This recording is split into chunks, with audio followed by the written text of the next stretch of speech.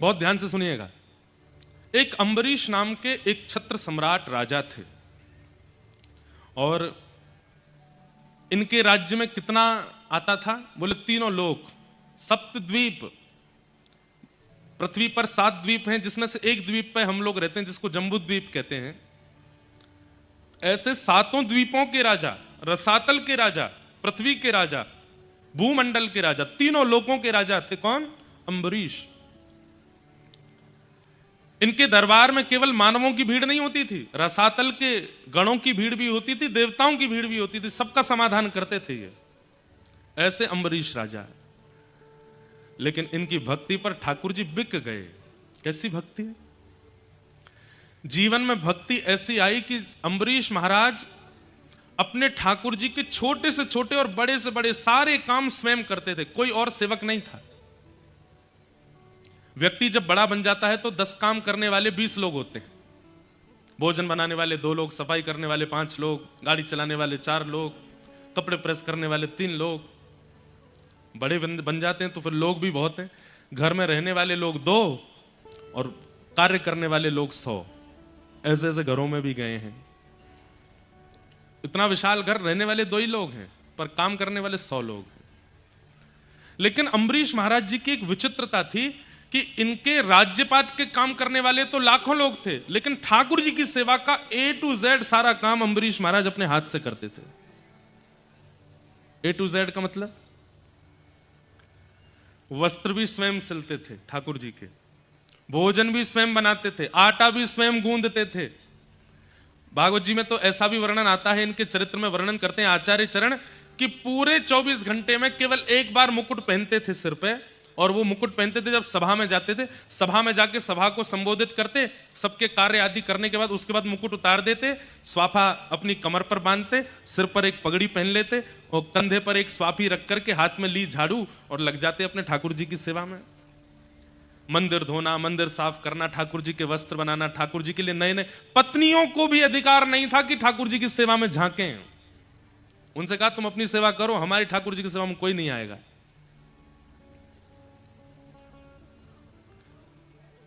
सारी क्रिया अपने आप करते थे ठाकुर जी की। इत्र भी स्वयं बनाते थे ठाकुर जी के लिए, बार बाजार से खरीदा हुआ नहीं।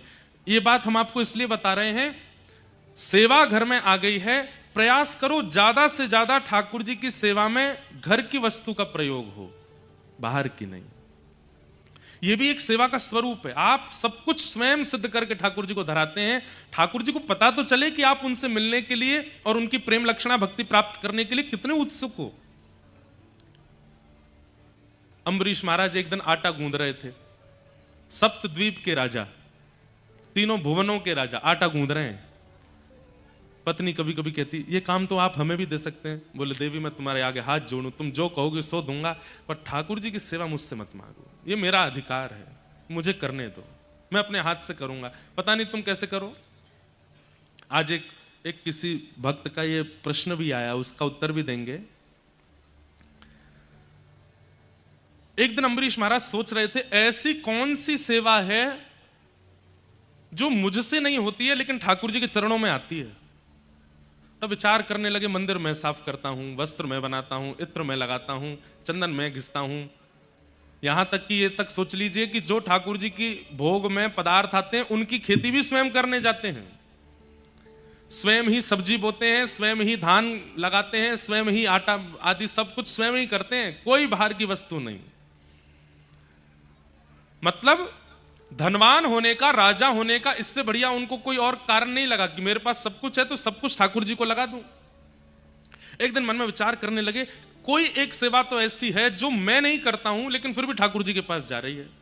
तब उन्होंने सोचा कि जो मैं आटा गूंद रहा हूं, ये आटा तो पहले बीज था, ये आटा कैसे बना? बोले, ओहो, चक्की में पीसने से। चक्की में कौन पीसता है? महामंत्री को बुलाया, बोले हमारा आटा कहां से पिस के आता है? बोले, महाराज जी ये तो बाहर एक चक्की वाले हैं, उनके यहाँ आटा चक्की पे पिस के आता है। बोले, उनसे कहो चक्की हमारे घर में लगवा दें। सुन करके मंत्री महामंत्री सब सिर पकड़ के बैठे। बोले, महाराज वैसे ही आप इतने सारे काम कर, अब आटा भी आप ही पीसेंगे? बोले, जितना कहा जाए उतना करो, चक्की मंगवाओ। चक्की आई। अम्बरीश राजा आनंदित हो रहे हैं, हाँ अब आटा भी मैं ही पीसूंगा। चक्की लगाने के बाद में उसमें गेहूं डालें, पीसें। पूरा राज्य हैरान है, बोले कैसा। देखिए एक बात सुनिए, इस स्थिति को आप क्या समझते हैं? अम्बरीश राजा ने ठाकुर जी को नहीं पकड़ रखा है, ठाकुर जी ने अम्बरीश को पकड़ रखा है। दो स्थिति होती हैं, आप ठाकुर जी को पकड़ो एक बात, ठाकुर जी आपको पकड़े विशेष बात। यहां पर बैठा मुझसे पीछे तक हर व्यक्ति 95% 99% तक व्यक्ति वो है जिसने ठाकुर जी को पकड़ रखा है। हम आप में से कोई 1% होगा जिसको ठाकुर जी ने पकड़ रखा है, और ठाकुर जी जिसको पकड़ लेते हैं वो ऐसा ही हो जाता है। उसको आलस्य नहीं आता, उसके मन में कोई और विकार विचार नहीं आते, उसको सर्वस्व रूप से ठाकुर जी का रहना है। कई माताओं में भी ऐसा स्वभाव होता है, वो अपने बालक को किसी और के हवाले नहीं करती, स्वयं ही उसको तैयार करेंगे, स्वयं नहलाएंगे, स्वयं पवाएंगे, सब कुछ करेंगे, घर के काम भी हैं, लेकिन फिर भी अपने बालक, आजकल ऐसी माताएं कम हो गई हैं, पर फिर भी अपने बालक की सर्वांगीण सेवा मां का करना उसका एक सौभाग्य लगता है उनको। ऐसी ठाकुर जी की सेवा। चक्की पीस रहे थे, इतने में ठाकुर जी प्रकट हो गए, शंख चक्र गदा पद्मधारी श्रीमन नारायण भगवान चक्की पीसने से प्रसन्न होकर प्रकट हो गए अम्बरीश राजा के यहाँ। अम्बरीश, मैं तुमसे बहुत प्रसन्न हूं, मैं तुमसे बड़ा आनंदित हूं, तुम्हारी भक्ति तुम्हारी सेवा ने मुझको लूट लिया है।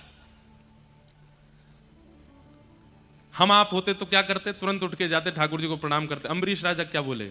भगवान अभी कुछ गेहूं रह गए हैं, अभी आप वापस चले जाओ, वापस जाके विराजमान हो जाओ, पहले सेवा पूरी कर लूं, आटा गूंदना है, भोग का समय हो रहा है, मुझे आटा गूंद करके फिर बढ़िया रोटी सब्जी बना करके आपका भोग भी लगाना है। अब आप बीच में आकर के विक्षेप कर रहे हैं, समय बढ़ जाएगा, भोग का समय निकल जाए, अभी आप जाओ यहां से, तुरंत जाओ, बाद में आना, जब मैं फ्री हूं तब आना। भगवान बोले कितना विचित्र, बताओ। सेवा के मध्य में ठाकुर जी भी प्रकट हो जाए तो ठाकुर जी से कह रहे हैं कि आप जाओ, सेवा उनके लिए ठाकुर जी से भी बड़ी है। ऐसों को मिलते हैं ठाकुर जी। एक दिन अम्बरीश चक्की पीस रहे थे, तभी ठाकुर जी आ गए। सामने नहीं आए, बोले सामने आता हूं तो डांटता है मुझको, पीछे आ गए और पीछे खड़े होकर के देखा भगवान ने कि अम्बरीश राजा को इतने पसीने आ रहे हैं और पूरा शरीर जो है पसीने में हो गया है चक्की पीसते पीसते, और ना कोई पंखा है ना कोई हवा है। सेवा में अपनी सेवा कराना ये भी सेवा अपराध है। ठाकुर जी की सेवा कर रहे हैं, तुम मेरी सेवा करते रहो, ये भी नहीं। तब भगवान ने मन में विचार किया और अपने पटका से ठाकुर जी ऐसे हवा करने लगे। तभी अम्बरीश जी ने देखा कि उनको चंदन की सुगंधी आ रही है। आहा, बड़ी सुंदर सुगंधी, बड़ी सुंदर व्यार हवा की आ रही है। थोड़ी देर के लिए रुक गए, अचानक नेत्र खोले, मेरी सेवा रुक गई, कौन कौन हवा कर रहा है? पीछे देखा तो ठाकुर जी हवा कर रहे थे अपने पटका से। अम्बरीश, तुम इतनी सेवा करते, देखो कितने पसीने आ रहे हैं। भगवान, मैं ये सेवा आपको प्रकट करने के लिए नहीं कर रहा, आपको प्रसन्न करने के लिए कर रहा हूं, ताकि आप राजी रह करके खूब प्रेम से प्रसाद पाओ, सो उठो, स्नान करो, खूब आनंद करो, मेरे राजभवन से कभी ना जाओ। इतने प्रसन्न रहते हैं ठाकुर जी अम्बरीश राजा से। त्रिलोकी राजा, सप्त द्वीपों का राजा अम्बरीश, वो ऐसी सेवा करते हैं, और हम 200 गज के मकान में रहते हैं, फिर भी हमारे पास कितनी व्यस्तता है कि ठाकुर जी का श्रृंगार करने के बाद आरती की सेवा दूसरे तुम कर देना, रात्रि में तुम कर देना, आदि आदि सब। ठाकुर जी की सेवा स्वयं हो, संपूर्ण स्वयं हो। बाकी घर के सारे काम करने के लिए हजारों लोग लग जाएं, पर ठाकुर जी की सेवा, ठाकुर जी अगर आपके घर पर विराजमान है, उनकी संपूर्ण सेवा आपके द्वारा हो। किसी बहन ने पूछा कि महाराज जी, आप कहते हैं क्रोध नहीं करना चाहिए, मुझे क्रोध आता है। और उन्होंने कहा कब क्रोध आता है? जब महीने में कुछ दिन में सेवा नहीं कर पाती तो माता जी सेवा करती हैं, और हमारी माता जी जो है वो ऐसी सेवा करती हैं कि उनकी सेवा देख के मुझे फिर गुस्सा आता है कि ऐसी सेवा क्यों। देखो, ये गुस्सा नहीं है, ये चिंता है कि मेरे ठाकुर जी की सेवा ये ऐसे क्यों कर रही है। दूसरी बात, ठाकुर जी आपके घर पे विराजमान है, अब आपके प्रति उनका प्रियतमा का भाव है या मैया का भाव है, जो भी भाव है, तो आपके जितने भी संबंधी हैं वो सब भी ठाकुर जी के ही हैं। आप यदि ठाकुर जी की मैया हो तो आपकी मैया ठाकुर जी की दादी हैं। तो महीना में कुछ दिन ठाकुर जी का मन होता है मैं भी दादी की गोद में बैठूं, और दादी तो बड़ी बूढ़ी होती हैं, वो कैसे भी खिलावें कैसे भी करें, बालक का बुरा थोड़ी चाहती हैं। उस भाव से आप उनकी बात का, उनकी इस लीला का बुरा नहीं माना करो, उसको स्वीकार कर लिया करो। फिर किन्हीं का भाव, एक और भाव है कि आपने कल की कथा में बताया था कि कुछ लोगों को लगता है कि उन्हें ठाकुर जी की प्राप्ति महीने 2 महीने या साल भर में के अंदर हो जाए। मुझे उनकी प्राप्ति की इच्छा तो नहीं, किंतु मुझे भय रहता है कि ठाकुर जी मेरे चित्त से चले ना जाएं और मेरे लाल जी को मैं भूलूं ना। ये भय अच्छा है, ये चिंता अच्छी है। कई लोगों को तो फर्क ही नहीं पड़ता, पर आपको ये चिंता तो बनी हुई है। ऐसी चिंता का एक प्रसंग आता है। नारद जी महाराज वृंदावन गए, तो वृंदावन पहुंचते उन्होंने देखा कि एक गोपी यमुना जी के तट पर बैठी आंख लगाए ध्यान कर रही थी। तो नारद जी बोले, भैया बद्रीनाथ में तपस्वी देखे हैं, केदारनाथ में तपस्वी देखे, पर वृंदावन में तपस्वी? वृंदावन तो प्रेम रस की भूमि है, यहां पर कौन किसको धारण करने के लिए तपस्या कर रहा है? अरे गोपी, किसको चित्त में धारण करने के लिए तपस्या कर रही हो? गोपी ने नेत्र खोल करके कहा, नहीं नहीं नारद जी, किसी को धारण करने के लिए तपस्या नहीं कर रही हूं। तो बोले, कन्हैया अड़ करके चित्त में बैठे हैं, और ये जब जब चित्त में बैठे रहते हैं, ना मैं रसोई का काम कर पाती, ना कोई और काम मुझसे बनता, इसलिए यमुना जी के तट पे आके मैं आंख बंद करके इनसे प्रार्थना कर रही हूं कि थोड़ी देर के लिए चित्त से चले जाओ ताकि मैं घर के काम करूं। इनसे प्रार्थना कर रही हूं कि थोड़ी देर के लिए चित्त से निकलो। ये तो अच्छी बात है कि आपको ये चिंता है कि ठाकुर जी आपका त्याग ना करें, ये भय बने रहना अच्छा है। तो इसमें कोई बड़ी बात, बुरी बात नहीं है, अच्छी बात है। ठाकुर जी की प्रत्येक सेवा अपने हाथ से करो, अपने भाव से करो, बहुत प्रिय होनी चाहिए भक्त को, जैसी अम्बरीश राजा को है। तो आज निर्गुण बनिए ताकि ठाकुर जी आपके जीवन में प्रकट हो। बोलो वृंदावन बिहारी लाल की। कल हम लोग कुंती जी का प्रसंग सुन रहे थे। कुंती भुआ ने भगवान की स्तुति गाई। तत्पश्चात ठाकुर जी द्वारिका को प्रस्थान करने लगे तो भीष्म पितामह ने आकर के श्री युधिष्ठिर जी महाराज ने आकर के भगवान से प्रार्थना की, मेरी शंका का समाधान करो। और उस समाधान के लिए ठाकुर जी युधिष्ठिर आदि पांडवों को लेकर के भीष्म पितामह के पास गए और श्री भीष्म पितामह जी ने भगवान की वहां स्तुति गाई। बहुत सुंदर प्रसंग है, सबको हम प्रणाम मात्र करते हैं। उत्तरा के गर्भ के बालक ने जन्म लिया, जिसकी कल भगवान ने गर्भ में प्रवेश करके रक्षा की, वही बालक परीक्षित कहलाए। धीरे धीरे परीक्षित बड़े हुए। भगवान के स्वधाम गमन की खबर पड़ते ही पांडवों ने स्वर्गारोहण किया, स्वर्ग को प्रस्थान किया, परीक्षित को राजा बना दिया। अब परीक्षित राजा हैं, एक छत्र सम्राट हैं। परीक्षित जी के चित्त में आया, मैं एक बार नगर भ्रमण को जाऊं, देख करके आऊं कैसा सब भाव नगर में है। तभी परीक्षित जी को एक काला काला व्यक्ति दिखाई दिया, जिसका स्वरूप काला था ऐसा नहीं, उसके विचार, उसकी दृष्टि, उसकी क्रिया सब में कालापन था। और वह व्यक्ति कोई और नहीं, कलयुग था। कलयुग ने धर्म को बंधी बना रखा है, जिसके 3 पैरों को कलयुग काट चुका है, चौथे पैर को काटने का प्रयास कर रहा है। धर्म के 4 चरण होते हैं, सत्य, दान, दया और पवित्रता। आप धार्मिक हैं तो आपके अंदर ये 4 लक्षण होने चाहिए, सत्य, दान, दया और पवित्रता। कई लोगों को ऐसा लग गया होगा कि हम में तो ये चारों हैं, सत्य भी है, दान भी है, दया भी है, पवित्रता भी है। पर नहीं, आप धोखे में हैं। आप सत्य किसको मानते हैं? आप वाणी को सत्य मानते हैं, बोलने को सत्य मानते हैं, पर वास्तविक में सत्य क्या है? क्रिया सत्य हो, आपका कर्म सत्य हो। और मुझे नहीं लगता कि आज के इस भयंकर कलिकाल में कोई भी व्यक्ति सत्य का आचरण कर पाता है। किसी ना किसी रूप में असत्य का आचरण हमको करना ही पड़ता है, तभी तो ये कलयुग है और इसका प्रभाव हमारे ऊपर है। सत्य। दूसरी स्थिति का नाम है दान। हम लोग सोचते हैं कि धन का दान करना ही श्रेष्ठ दान है। बहुत ध्यान से सुनिएगा, श्रेष्ठ दान किसको कहते हैं? जो आपने दिया और लेने वाले से, आपके देने से आपसे भी खर्च नहीं हुआ और लेने वाले ने भी जब खर्च किया तो उससे भी खर्च नहीं हुआ, ऐसा दान वो श्रेष्ठ माना जाता है। और ऐसा दान केवल एक वस्तु का होता है, ज्ञान का दान। न देने वाले से खर्च होता है, न लेने वाला खर्च करे तो उससे खर्च होता है, बढ़ता ही रहता है। भक्ति का दान वह भी कभी खर्च नहीं होता, प्रेम का दान वह भी कभी खर्च नहीं होता। हम लोग भक्ति, ज्ञान, प्रेम, इनके अलावा सब दान करते हैं। घर पे आए व्यक्ति के साथ में व्यवहार के रूप में केवल औपचारिकता रखते हैं, प्रेम नहीं रखते। समाज के साथ में केवल और केवल अपने धन का दान दिखा करके घोषणा करवाते हैं हमने इतना दान किया, ताकि प्रचार हो। यह दान है, प्रेम का दान, सद्व्यवहार का दान, ज्ञान का दान, ये सबसे बड़ा दान है। हम चले जाएंगे, हमारा चेहरा भी हो सकता है कुछ साल बाद भूल जाए व्यक्ति, लेकिन यहां कही गई 7 दिनों की कोई एक बात जो उसके हृदय में बैठ गई होगी वो कभी नहीं जाएगी। यही दान है। जाती है, पर उसके द्वारा कही गई बातें इस ब्रह्मांड में भ्रमण करती रहती है।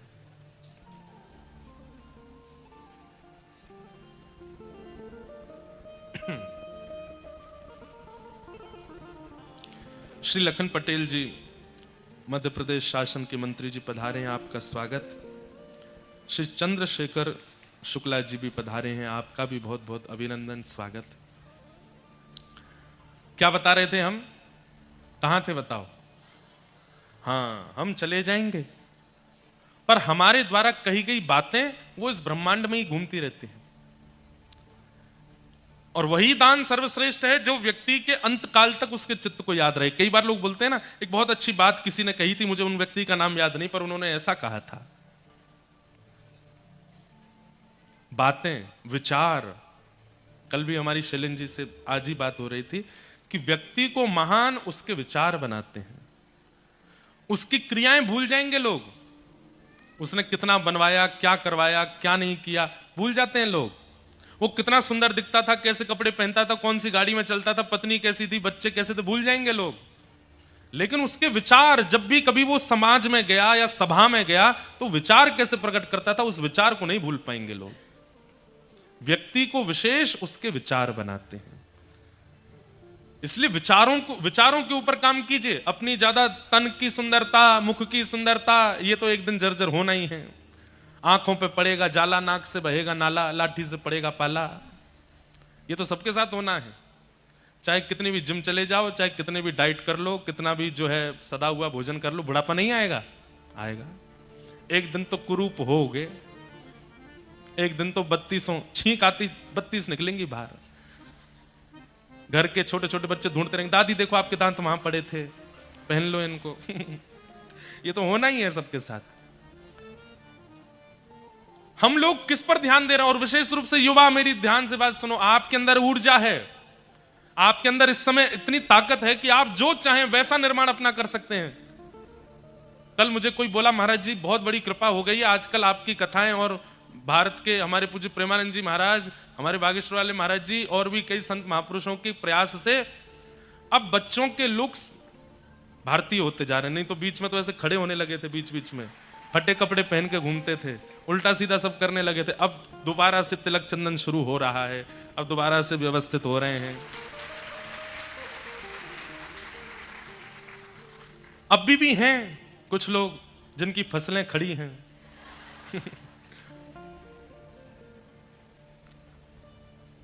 आपका स्वरूप भी कई बार आपके विचारों का परिचय देता है कि आपके विचार कैसे हैं। आपके उठने बैठने चलने का ढंग भी कई बार बता देता है कि आप क्या सोचते हैं।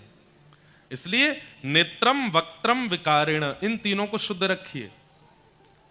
नेत्रों को ज्यादा चपल मत बनाइए, कभी यहां मटकते हैं, कभी उधर देखते हैं, कभी उधर देखते हैं, एक बार में इधर इधर। जो बहुत नेत्र जिनके घूमते हैं, समझो कि चित्त में कुछ चल रहा है, खलबली है। वक्त्रम, वाणी में शब्दों का प्रयोग कैसा होता है। अब एक कई पहले हम घरों में जाते थे प्रसाद पानी, अब नहीं जाते, तो जब किसी के घर जाते तो एक बार एक के घर गए, बोल रहे हैं आपको दाल डाल दूं। मैंने कहा डाल दूं क्या होता है? ऐसे बोलिए परोस दूं। डाल दूं शब्द क्या होता है? रोटी डाल दूं, पराठा डाल दूं। हमारे यहाँ तो ऐसे बोलते हैं, भाई बाहर गैया खड़ी है, रोटी डाले आओ। भैंसा डोल रहे हैं, उनको कुछ पराठा डाले आओ। जीव जंतुओं को डालते हैं, मानवों को तो परोसते हैं। शब्दों का चयन बताता है कि आपकी स्थिति कैसी।